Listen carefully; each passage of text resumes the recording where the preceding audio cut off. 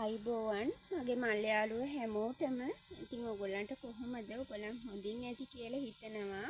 හුඟ දවසකට පස්සේ ඔයගොල්ලන්ට වීඩියෝ එකක් ගේන්න හිතුවා.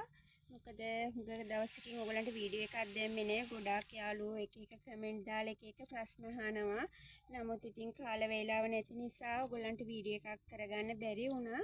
ඉතින් අද අපි කතා කරන්නේ ඇත්තටම ඔයගොල්ලන්ගේ ඇන්තූරියම් වගාවේ තියෙන ප්‍රශ්නයක් ගැන. හුඟක් අය තියෙන ප්‍රශ්නයක් තමයි ඔයගොල්ලන්ගේ ඇන්තූරියම් පැලවල කහපාට චූටි චූටි පැල්ලම් එනවා. යටින් ඉදි කටු සිදුරු වගේ සිදුරු තියෙනවා. ඇත්තටම ඉතින් යාළුවනේ ඒක සිද්ධ වෙන්නේ මයිටාවන්ගේ හානිය නිසා. ඒ වගේම පුංචි පුංචි ක්‍රිමි සතුන් ඔයගොල්ලන්ගේ ශාකවල විස උරා බොන නිසා තමයි වැඩි හරියක්ම මේ දේ වෙන්නේ. ප්‍රධාන වශයෙන් මේ මයිටා හානිය නිසා ඔයගොල්ලන්ගේ ඇන්තූරියම් පැලවල කොළවල යටපැත්තේ නිකන් ඉදිකටු සිදුරු වගේ පුංචි පුංචි සිදුරු හැදෙනවා. පුංචි පැල්ලම් හැදෙනවා. ඉතින් මේ තියෙන්නේ ඒ වගේ මගෙත් ඇන්තූරියම් පැලයකට වෙච්ච හානියක් ඔයගොල්ලන්ට පේනවා ඇති. මේකේ කොළේ හරියට බැලුවොත් ඔයගොල්ලන්ට පෙනේවි කහපාට පොඩි පැල්ලම් තියෙනවා. ඒ වගේ මේ කොළේ යටපැත්ත අපි බැලුවොත් මේ ඔයගොල්ලන්ට පේනවද? පොඩි සුදු පාට නිකන් සමනල්ලුන්ගේ බිත්තර වගේ ඒ වගේ තියෙන පුංචි හොඳටම ලං කරලා බැලුවොත් ඔයගලන්ට පෙනේවි සිදුරු තියෙන. ඉතින් මේ එතකොට මේ ඇන්තූරියම් පැලේ වර්ධනය හුඟක් බාල වෙනවා. ඇත්තටම මේක රෝගී පැලයක්. එතකොට අපි කරන්න ඕනේ මේ ඇන්තූරියම් පැල වලට මේ රෝගී තත්ත්වයන් ඇති වෙන්න ඉස්සෙල්ලා ප්‍රතිකාර කරගන්න එක. ඉතින් ඔයගලන්ට පුළුවන් සරලම ලොකු බෙහෙත් වලට යන්න එපා සයාළුවනේ. කඩේ වෙළඳ පොලේ ඔයගලන්ට ගොඩාක් බෙහෙත් වර්ග තියෙනවා මේ මයිටා හානියට. ඒ වගේ දැන් මේකත් ඒ වගේ පැලයක්. ඉතින් මේකෙත් කොළවල යටපැත්තේ තියෙනවා ඔයගලන්ට පේන ඇති මේ සිදුරු වගේ. ඉතින් මේවට ඔයගලන් හැමතිස්සෙම මම නම් අනුමත කරන්නේ ඕගොල්ලන්ට මේ කඩේ තියෙන කෘමිනාශක භාවිතා කරන්න කියලා. මොකද ඔයගොල්ලන් දන්නේ නැති වුණාට මේ කෘමිනාශක ඔයගොල්ලන් ස්ප්‍රේ කරනවා. මේ අවට වාතයේත් ඔයගොල්ලන්ටත් මේ කෘමිනාශක ආග්‍රහණය වෙනවා. ඒක නිසා ගොඩාක් ලෙඩ රෝග, ගොඩාක් පිළිකා රෝග එක ප්‍රශ්න වලට ඇති වෙනවා. බොහෝ YouTube නාලිකාවල අය කියයි මේ බෙහෙත ගහන්න, අර බෙහෙත ගහන්න කියලා. බැරිම අවස්ථාවකදී මිසක් ඕගොල්ලන් යන්න එපා කෘමිනාශක වලට. ඕගොල්ලන්ට ස්වභාවිකම කෘමිනාශක ඕන තරම් තියෙනවා. ස්වභාවිකව මේවා පාලනය කරගන්න අත් බෙහෙත් ඕන තරම් තියෙනවා. ඉතින් මම අද ඕගොල්ලන්ට කියලා දෙන්න යන්නේ මේ වගේ ඇන්තූරියම් පැල, ඇන්තූරියම් ගස්වල වෙන මේ හානිය ඕගොල්ලන්ට වළක්වා ගන්න ඕගොල්ලන්ගේම ගෙදරින් හොයාගන්න පුළුවන් දෙයක් ගැන. ඇත්තටම මේ තියෙන්නේ මොනවද කියලා ඕගොල්ලන් බලයි. සමහර අය නම් දන්නවා. මේ තියෙන්නේ රතු ලුණු පොතු, බීලුණු පොතු, ඒ වගේම සුදු ලුණු පොතු. ඉතින් මේකෙන් ඔයගලන්ට පුළුවන් මේ මයිටා හානියට 100%ක්ම හොඳ ප්‍රතිකාර ක්‍රමයක් විදිහට භාවිතා කරන්න. මේක මම දැන් මේ කරලා තියෙන්නේ මට අවශ්‍ය ප්‍රමාණයට. ඔයගොල්ලන් මේ රතු ලුණු පොතු මිටවල් 2-3ක් එකතු කරගන්න. ඔයගලන්ගෙම කිචන් එකේ පැත්තක ඔයගොල්ලන් අයින් කරන පොතු ටික එකතු කරගත්තා නම් ඔයගලන්ට මේ වැඩේට හරිම පහසුයි. මේ ඔයගොල්ලන් අහක දාන දෙයක්. ඉතින් මේ රතු ලුණු පොතු, සුදු ලුණු පොතු දෙකම එකට දාලා හරි වෙන වෙනම හරි මම නම් මෙතන දෙකම එකටම යොදාගෙන තියෙනවා. මේ සමහරලාට ඔයගොල්ලන් චූටි සුදු ලුණු ගෙඩි හිම සුද්ධ කරන්න පොඩ්ඩක් අකමැති අය ඇති. ඒකත් ඔයගොල්ලන්ට මේකටම එකතු කරගන්න පුළුවන්. මේක මම එකතු කරගෙන ඉවෙලා මම නම් කරන්නේ මේකට මද රස්නේ තියෙන වතුර කෝප භාගයක් විතර මේක පෙඟෙන මට්ටමට දානවා. මේ තියෙන්නේ ඒ වගේ මම හදාගත්ත එකක්. ඔයගලන්ට පේනවා ඇති මේ ඒ වගේ වතුර කෝප්පයක් මම දාගෙන තියෙනවා. මද රස්නේ තියෙන වතුර කෝප්පයක්. දැන් මේකේ හොඳටම මේකේ තියෙන යුෂ එළියට ඇවිල්ලා තියෙන්නේ. ඉතින් මේකේ මේ තියලා වෙලා ඔයගලන් නිවෙන්න තියලා මේක පෙරා ගන්න පුළුවන්.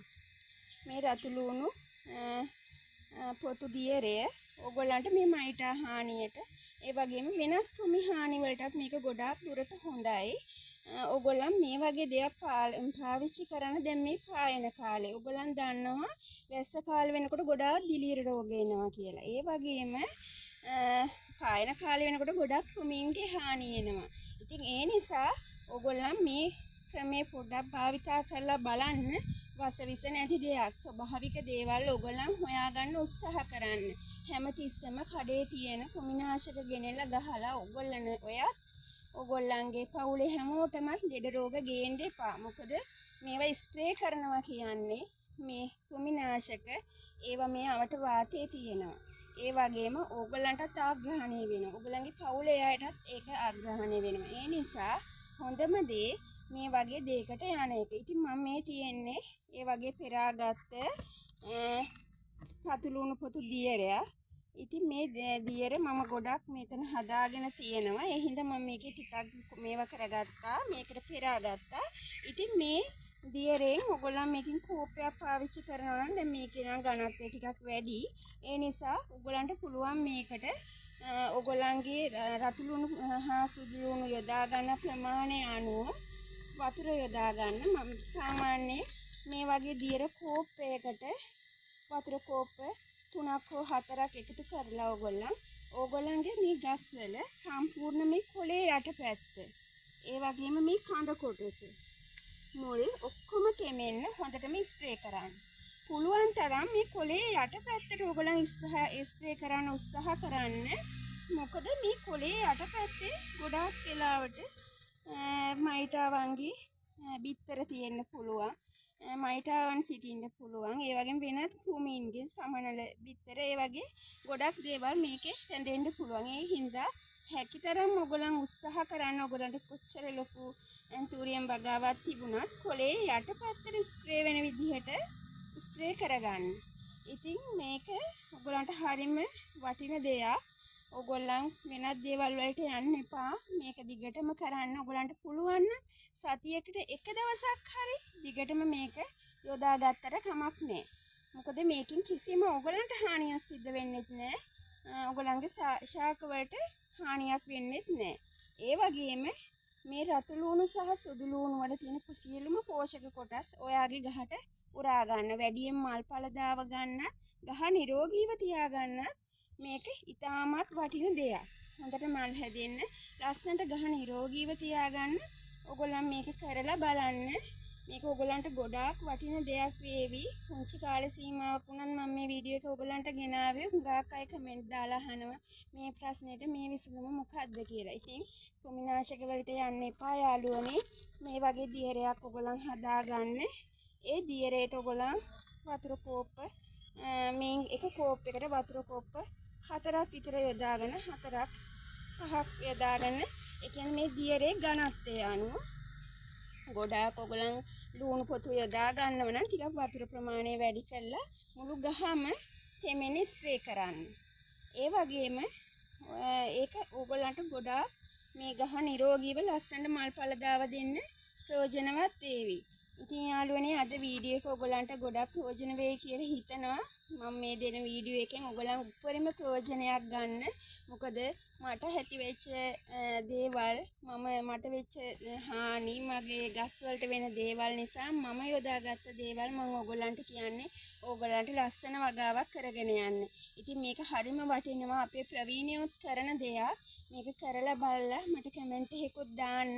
මාව සබ්ස්ක්‍රයිබ් කරලා නැත්නම් යාළුවනේ සබ්ස්ක්‍රයිබ් කරන්න. ඔයගොල්ලන්ගේ යාළුවන්ටත් මේ වීඩියෝ එක ෂෙයා කරන්න. මේක ඇන්තූරියම් වගාවට විතරක් නෙමෙයි. මිරිස් ඒ වගේම වෙනත් එළවලු වර්ග වලටත් වෙනත් මල් වර්ග වලත් මේ වගේ හානි තියෙනවා නම් ඔයගොල්ලන්ට මේක යොදා ගන්න පුළුවන්. ඉතින් තවත් වටිනාම වීඩියෝ එකකින් ඔයගොල්ලන් එක්ක එන බලාපොරොත්තුෙන් මං ගිහින් එන්නම් යාළුවනේ. ඔයගොල්ලන් හැමෝටම බුදුසරණයි.